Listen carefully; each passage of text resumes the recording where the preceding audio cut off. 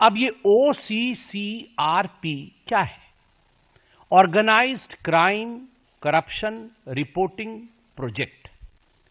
यह एक विश्व की संस्थान है जो 2007 में शुरू की गई और आज लगभग 50 बड़ी बड़ी मीडिया पार्टनर्स हैं इनकी 6 कॉन्टिनेंट्स में। अगर मैं कहता हूं कि ये एक ग्लोबल मीडिया एजेंसी है तो ये अतिशयोक्ति नहीं होगी। मतलब अगर ये कुछ छापते हैं तो करोड़ों लोग इसे पढ़ते हैं, कई देशों में हलचल मच जाता है, भूकंप आ जाती है और अफरा तफरी का माहौल रहता है।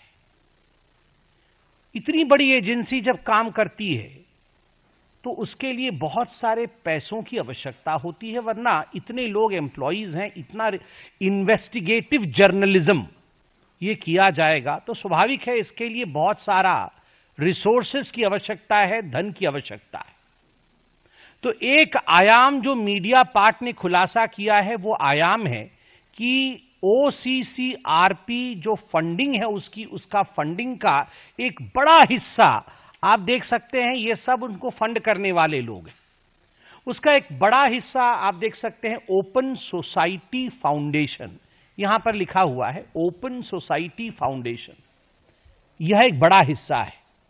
बाकी यूएस की बहुत सारी ऐसी संस्थाएं हैं, कुछ गवर्नमेंट एजेंसीज भी हैं जो OCCRP को फंडिंग करती है। अब ये जो ओपन सोसाइटी फाउंडेशन है ये किसका है? आपने कई बार इसका नाम सुना है, जॉर्ज सोरोस। ये जॉर्ज सोरोस का है, अर्थात जॉर्ज सोरोस OCCRP का एक बहुत बड़ा फंडर है, उसको बहुत पैसा देता है। और मीडिया पार्ट जो फ्रांस का न्यूज़पेपर है वो कहती है कि हम तो सोचते थे कि OCCRP एक इंडिपेंडेंट एजेंसी है, जैसे कि मीडिया एजेंसी को होना चाहिए, मगर अगर 70% पैसा उसका किसी एक सोर्स से आता है तो स्वाभाविक है वो तटस्थ नहीं रह सकता है। वो तटस्थ नहीं रह सकता है, न्यूट्रल नहीं रह सकता है। जो पैसा देता है उसके इंटरेस्ट में, उसके हक में वो बात करेगा। तो OCCRP किसके हक में बात करता है? जॉर्ज सोरोस और डीप स्टेट। अमेरिका में जो डीप स्टेट हैं, जो कुछ ऐसी एजेंसीज अमेरिका के अंदर छुपी हुई हैं जो कहीं ना कहीं अन्य राज्यों में, अन्य जगहों पे इंस्टेबिलिटी चाहती हैं, उनके द्वारा फंड लेने के कारण उनके इंटरेस्ट के लिए काम करती है ये OCCRP। अब हम आते हैं इसके सबसे महत्वपूर्ण कोण की तरफ, राहुल गांधी। आज मैं राहुल गांधी का कोई मजाक नहीं बनाऊंगा क्योंकि यह मजाक का विषय नहीं है। This is serious business. A member of parliament of India, the leader of opposition of India, when he tries to betray his own motherland, जब भारत का लीडर ऑफ ऑपोजिशन खुद अपने देश के साथ द्रोह कर रहा हो तो स्वाभाविक रूप से यह एक बहुत सीरियस विषय है। कैसे द्रोह कर रहा है? क्या मैं हवा में बात कर रहा हूं? नहीं, एक एक करके मैं आपके पास कुछ केसेस रखूंगा जिससे स्पष्टता आएगी।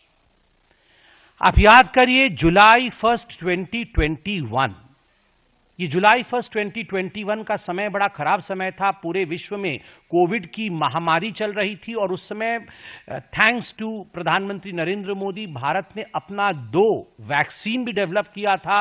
वैक्सीन मैत्री चल रही थी, उनमें से एक वैक्सीन कोवैक्सीन था।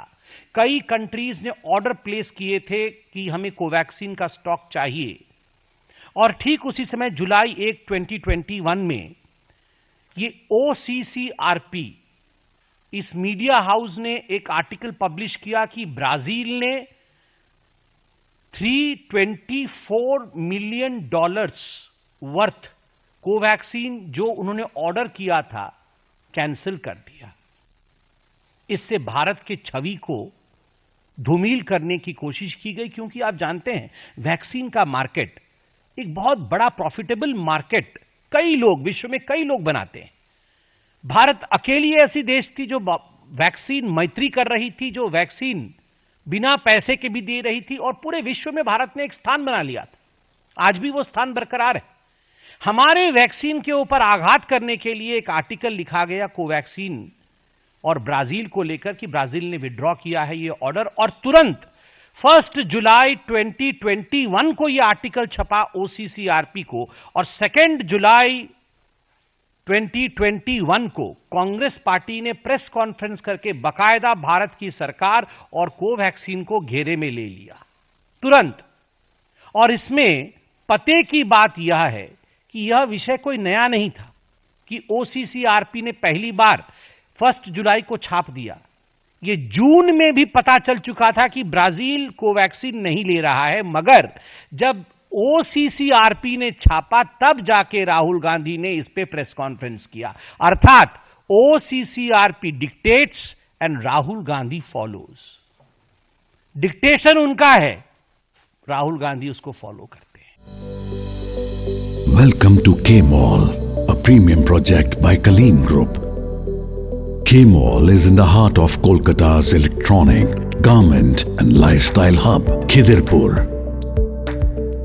K-Mall, which is designed as a world-class mall, is the outcome of endless effort of our experts, combined with modern superb techniques and new age design.